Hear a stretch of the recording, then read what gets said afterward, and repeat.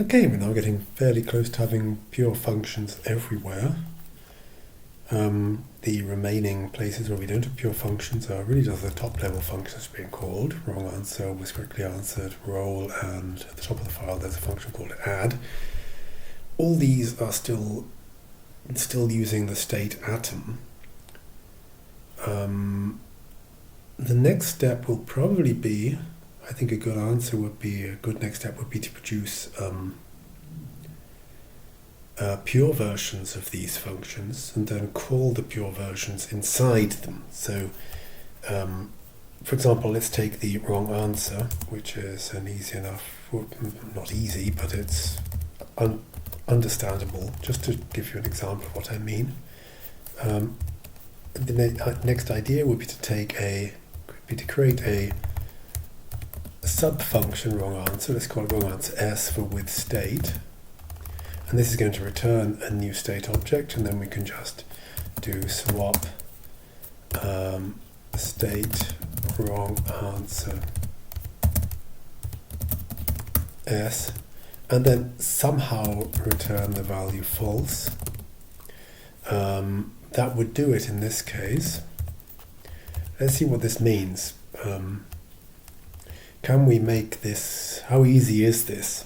How easy is it to make this function a function which takes a state and returns a new state? Let's see. I think we're going to find some problems. Well, the first bit's okay, that's simple. We just have to not dereference it. They're not modifying the state. They don't want to produce a new state, these lines of code. So this is all okay. And then we can do the same thing here, can't we? We can say, rather than swapping the state, we can just soak in state. So we produce a new state here, and in order to do the same thing here, we can just use a threading macro on the state, and then do the same thing here. And then we just return the new state. We don't bother with the false.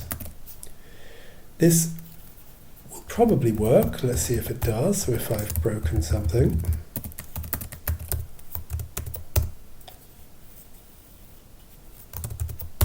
Yes, this is fine. This is good.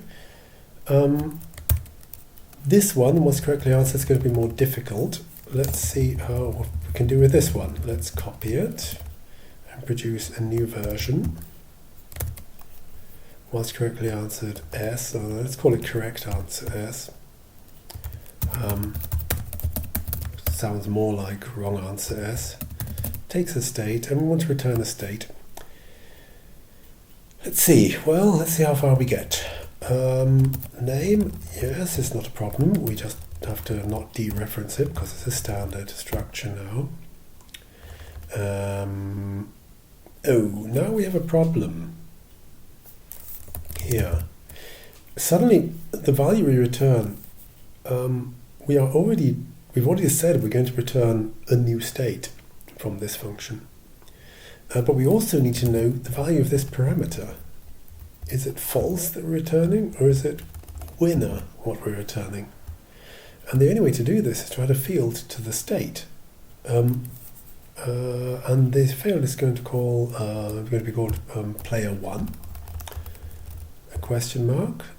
Let's add that to the state. So we have one new field now. We're adding to our state structure, our state map, player 1, which is going to be false to begin with. Okay, now we have another problem, because we're setting it in this function here. We didn't do anything about it in this wrong answer S. So let's set it here, where we want to make sure the answer is false. A soak player 1 false. Okay. Now we can do the same thing here. We can take state, we can call next player, and we can soak player 1 false.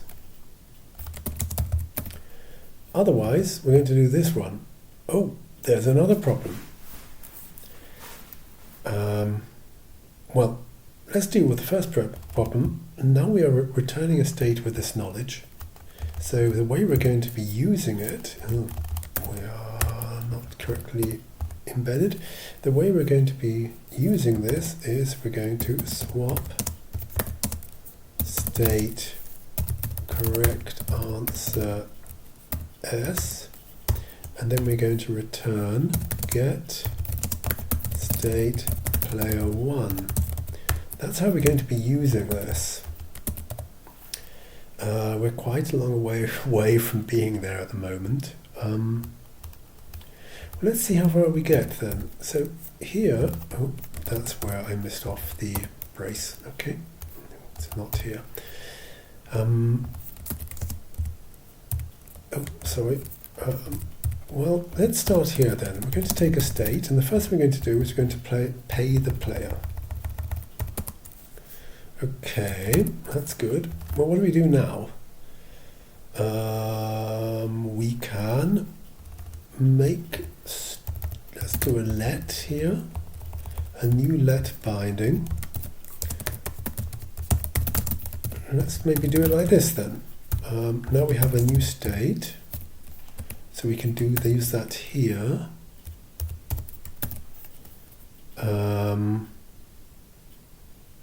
Now we have another let binding here, player 1 in state. Then we can call next player on state. Oh, now we need to do some more threading. This is getting complicated, isn't it? State, next player, and we need to also associate player 1 to winner. So this is theoretically correct, I think. Let's see if it is theoretically correct before I do anything else. Let's see if it is actually correct, or did I break something? Well, it's correct, but it's very ugly code. Why is it this ugly? What's going on here? Well, we have lots of different let bindings, and we have lots of different left bindings because, well, in this case, we need to save the fact that there's a winner before we're putting that into the state. So we could do this the other way around, couldn't we? We could say let state is a soak player 1 in state, soak in state player 1 of player 1 state. We could do that. Then we don't need to soak here because it's already the case. Let's see if this is correct. If I broke something. Okay, it's still correct. Well, this is an easier one. We can just do next player on state here. There's no point to have a threading macro there. We're just calling one thing on it. Okay, it's getting a little bit less ugly. What's the next thing we can do? Tricky. Well, what we want to do here, what we'd like to do is write something fairly similar to what's going on here. But the problem is we have various functions which don't actually return a new state. Like this one doesn't. It's just something which uses the current state and then passes the current state on. So let's write a new function called side effect SE, and this takes a state and an F, and it performs F on the state, and then it returns a state. Let's see if we can use this somewhere. So then we can now do a state here. We can call side effect on a function which, whose argument we're just going to ignore. Oops, sorry.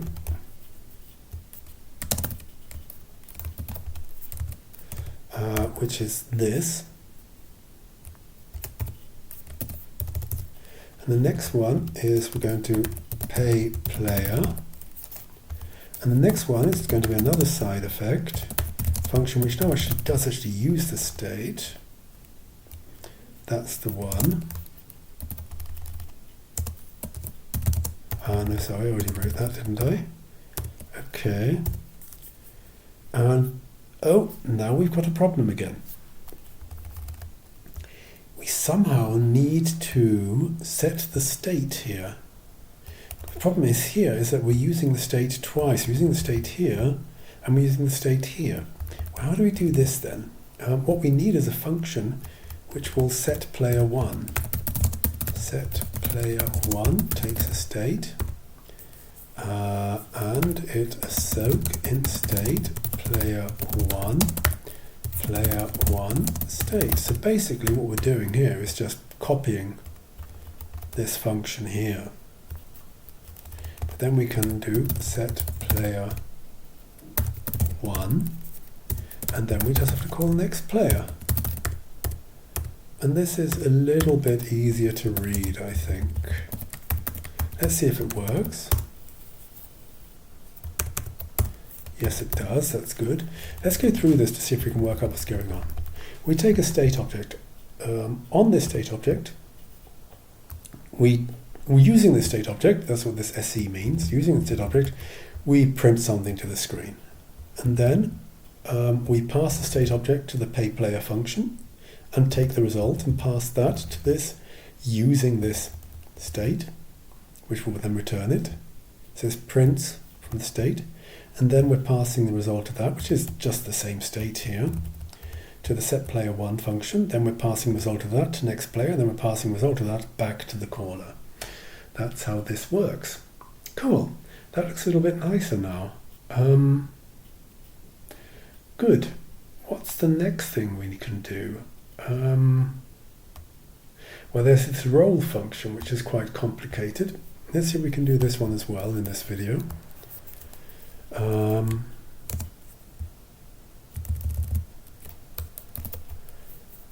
Let's call it roll S. And it's going to take a state and a roll and return a state. Well, let's see where it goes wrong. This is easy, easy, easy. If in penalty box get current player state, if not, I'll try it. Do. Okay, we're doing stuff here.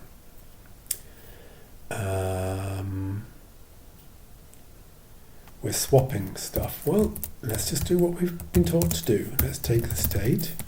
We're going to soak state like this.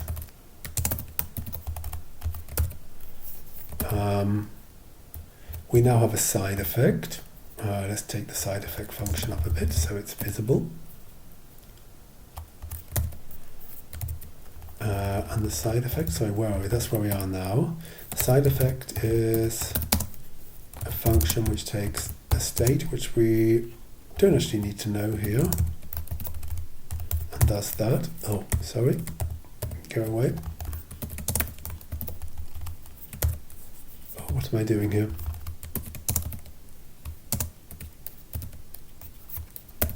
That's it. Oops. Well, it would be, but I had a lot of white space at the front of it. Okay, and then we are swap state turn S rolls. This is just turn S, run on state, and roll. So that is the first possibility to go through this function. Next one is, well, actually this is easier to do. We're just a soak here.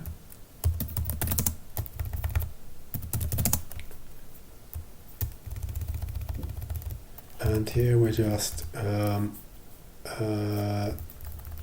performing turn S on state. Okay, so this looks like a way to run roll with using a state object rather than a state atom. Let's see if this works. Swap state roll S using roll. Let's see if I broke something. I might well have done. Delete this. I see there's some sort of syntactic editing on at the moment, which is causing my cursor to jump I'll have a look at what that is. Ah, that's not correct. Turn S state role. Ah, state already is being supplied as a parameter there. It seems to work. This is good. There's one more thing, which is add. So let's do this one as well.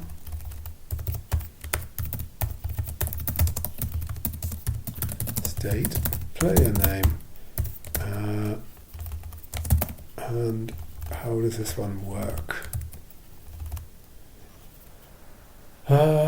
Good. Well, basically, we're going to produce a new state here, aren't we? Here's the easy way to do this.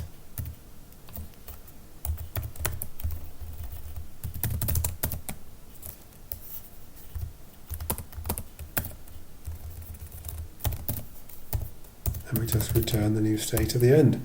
This, I think, will work. Oh, sorry, I need a bracket there. State, add S, player name. Let's see if I got that one as well. If I made a mistake. Oh, wrong button. Oh, no, I got it wrong. Oh, yes. Player name is with a... I automatically made it Lispy. Sorry. Okay.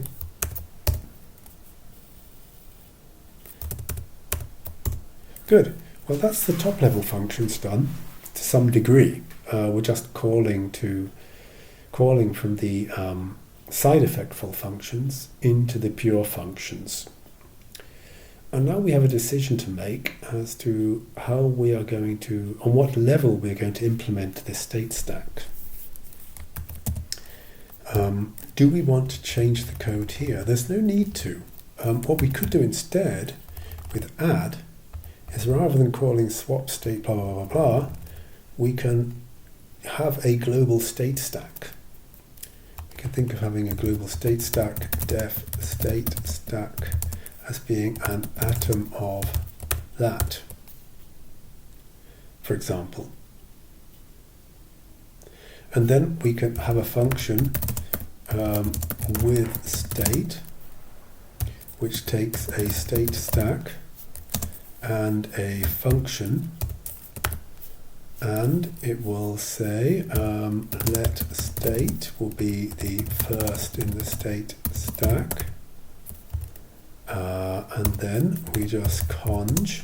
Let's make it a list then, so we put it at the top. That's good. State stack f of state. It's one way to do this. We can actually make it a lot nicer by having added arguments here and apply f of state to the args. That looks good. Okay, this is a function which we may be able to use.